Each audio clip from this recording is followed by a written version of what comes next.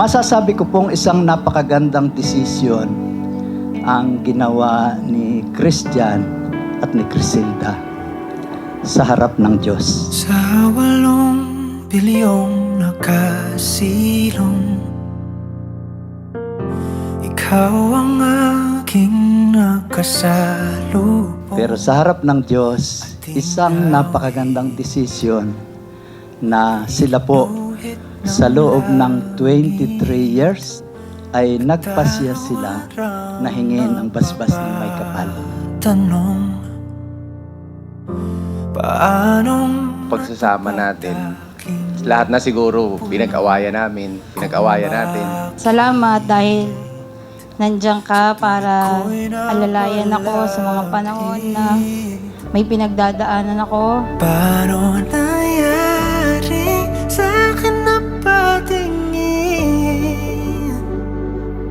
sa libong-libong mga bituin, di ko mawari. Mainam na mag-isa ang tao at ang sabi niya, bibigyan ko siya ng angkop na makakasama. Christian, ibig sabihin lang, si Crisilda ay regalo sa iyo ng Diyos. At Crisilda, si Christian, regalo din sa iyo ng Diyos. Kung kalawakan man ang pagitan, tadhana lamang ay ating sundan. Napakatagal na panahon na inantay natin na ganitong mangyari para hindi natin pagdudahan ang isa't isa. Sobrang salamat sa iyo at sa pamilya mo dahil tinuring niyo ako tunay na pamilya. Buo niyo akong tinanggap at minahal. Sa libong-libong mga bituin, Masasabi ko po na lahat naman ng pag-aasawa ay nagkakaproblema. Magpakasal ka man o hindi.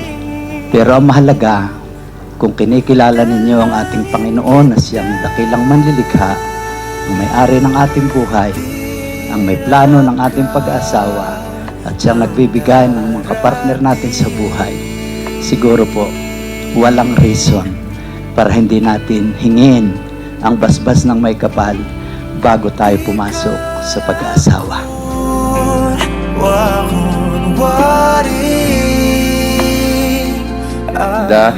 Binibigay ko sa iyo ang singsing na ito bilang tanda ng aking dalisay ng pag-ibig sa iyo. Napapakasal ako sa iyo sa pangalan ng Ama, ng Anak, at ng Banal na Espiritu. sa libong-libong mga bituin. At ulitin ko, isang napakagandang desisyon ang ginawa ni Christian at ni Crisilda na sa araw na ito, hiniling nila ang basbas ng may kapal.